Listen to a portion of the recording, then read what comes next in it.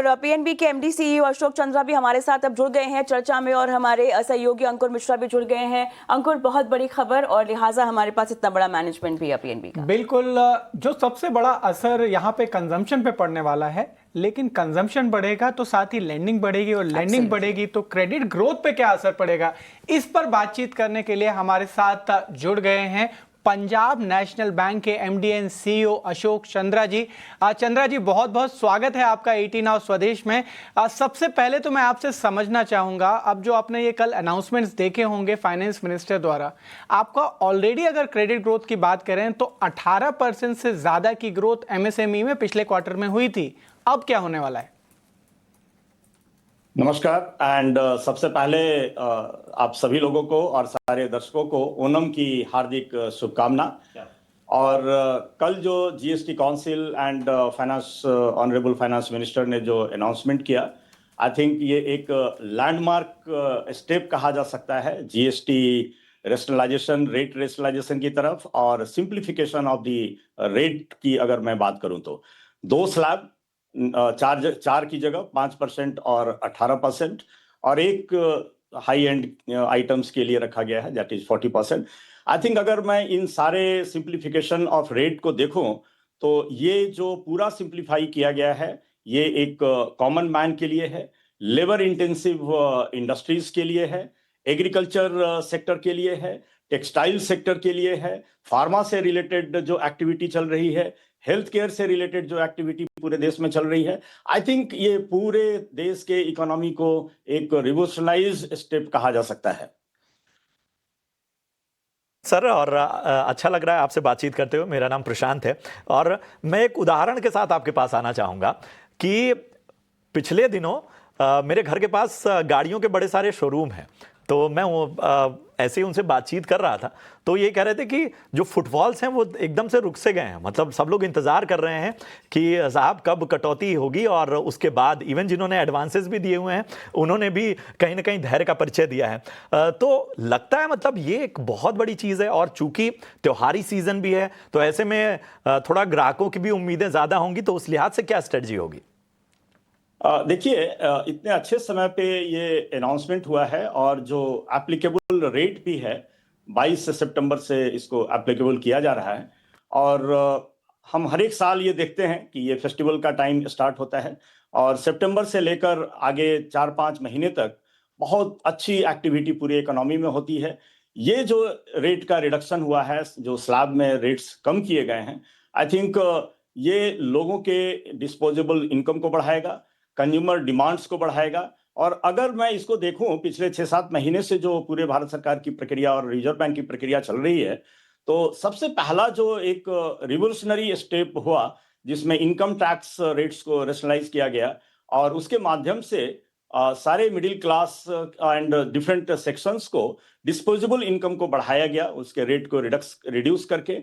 दूसरा स्टेप अगर मैं इसी संबंध में चर्चा करूं तो रिजर्व बैंक ऑफ इंडिया ने 100 बेसिस पॉइंट का रेट कट किया रेपो में, और जिसका बेनिफिट हम सभी लोगों ने, हमारे बैंक ने भी इमीडिएटली नेक्स्ट वर्किंग डे में सारे 100 बेसिस पॉइंट का रेट कट हमने सारे रिटेल एमएसएमई लोन्स के ऊपर किया। जितने भी लोन्स रिलेटेड थे एक्सटर्नल बेंचमार्क से साथ, रिपो के साथ, वो सारे रेट सभी 100 बेसिस पॉइंट कम हो गए हैं।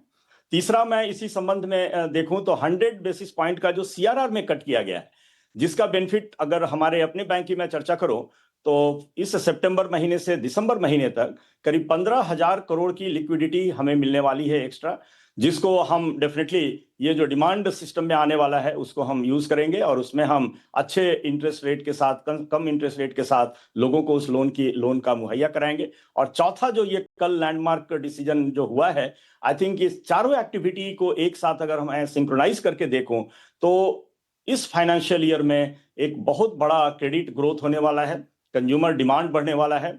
और ये जो पूरी रेट कट हुई है, सेक्टर वाइज अगर इसको एनालाइज किया जाए, रिटेल सेक्टर में अगर हम देखें तो आप देखिए कि व्हीकल लोन पे रेट कट किया गया है, व्हीकल्स पे रेट कट किए गए हैं, तो डेफिनेटली व्हीकल लोन की डिमांड बढ़ेगी, एंड व्हीकल्स की डिमांड बढ़ेगी, लोन्स की डिमांड बढ़ेगी। टेक्सटाइल सेक्टर में काफी अच्छा चेंजेस किया गया है, जिसका इम्पैक्ट एमएसएमई लोन्स पे पड़ेगा। बहुत सारे फार्म से मैकेनाइजेशंस एंड इंस्ट्रूमेंट्स मशीनरीज उनके रेट को रिड्यूस किया गया है, तो उसका इम्पैक्ट भी एमएसएमई सेक्टर पे पड़ेगा और एमएसएमई एंटरप्रेन्योर्स उसके बेनिफिट लेंगे। और उसके कारण एमएसएमई सेक्टर में भी जो ट्रैक्शन एंड ग्रोथ देखने को मिला था उससे ज्यादा ग्रोथ आने वाले महीनों में देखने को मिलेगा।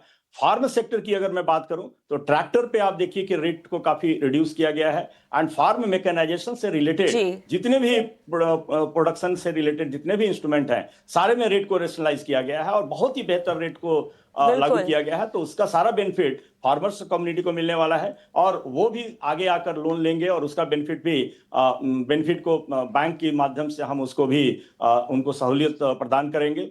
कॉर्पोरेट सेक्टर में जो एक थोड़ा सा सैंक्शंस तो हो रहे थे बट डिसबर्समेंट्स नहीं हो पा रहे थे, तो उसमें भी अगर मैं देखूं तो सीमेंट में सेक्टर में काफी रिड्यूस किया गया है रेट को। तो इन सारी चीजों का इम्पैक्ट अगर मैं एक कंबाइंड रूप से देखूं तो पूरी इकोनॉमी में आने वाला है और क्रेडिट ग्रोथ डेफिनेटली एक बहुत अच्छा होने वाला है। बिल्कुल बिल्कुल। चंद्रा सर नमस्कार, गुड मॉर्निंग। कविता पूछ रही हूँ सवाल।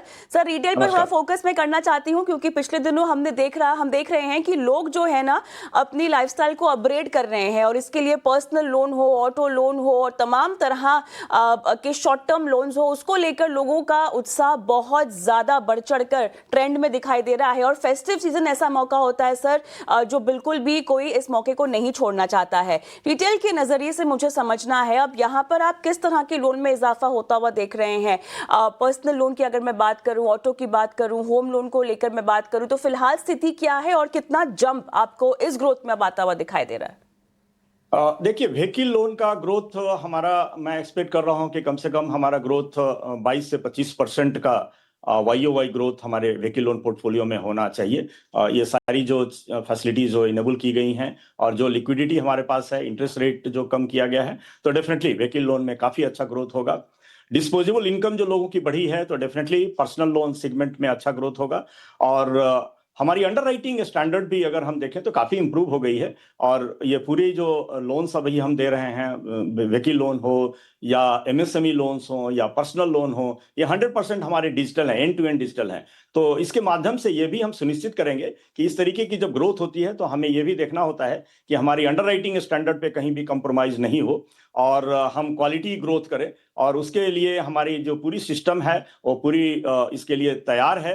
हमारे सेंट्रलाइज्ड हमारे रिटेल लोन सेंटर्स हैं जहां पे टैट जो है वो बिल्कुल व्हीकल लोन के लिए तो विद इन 24 आवर्स हम व्हीकल लोन देते हैं। यहाँ तक कि हमारी जो आज की सिस्टम है, आप व्हीकल डीलर में जाकर अपनी गाड़ी को बुक कीजिए और वहां से ही हमारे सिस्टम पे आप अप्लाई कीजिए। हाफ एन आवर में आपका ड्यू डिलिजेंस एंड सारी फैसिलिटी, सारी जो बिजनेस रूल इंजन की तरह सारी उसको वेरीफाई करके हाफ एन आवर में आपको सैंक्शन, डॉक्यूमेंटेशन एंड डिस्बर्समेंट सारे आप व्हीकल डीलर के यहाँ बैठे रहिए और आपको डिस्बर्समेंट हो जाएगा। आप कार की डिलीवरी लेकर वहां से निकलिए।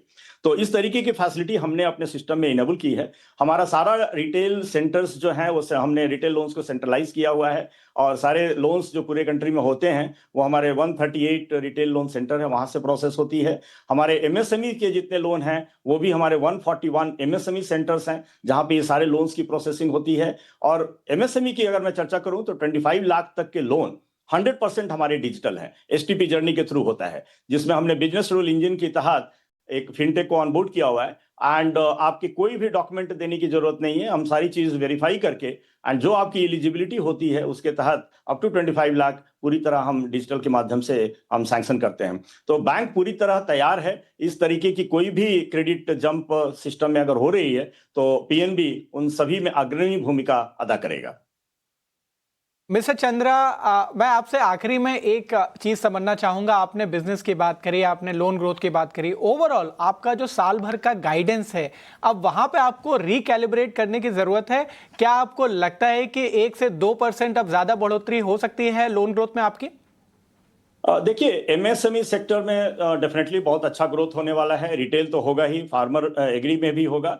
मेरा आपके चैनल के माध्यम से सारे कॉर्पोरेट सेक्टर को एक निवेदन होगा, बिकॉज करीब 1,40,000 करोड़ का हमारा सैंक्शन बुक हमारे पास है और अभी उनको आगे आना चाहिए और कैपेक्स इन्वेस्टमेंट करना चाहिए। बैंकों से वो लोन ले, बहुत ही अच्छी MCLR रेट भी हमने रिड्यूस किया है। तो दे शुड कम फॉरवर्ड और वो इस चीज का अगर लाभ उठाते हैं तो मैं जरूर आशान्वित हूं कि जो हमने डायरेक्शन दिया है उसमें 1 से 2% का इजाफा होगा।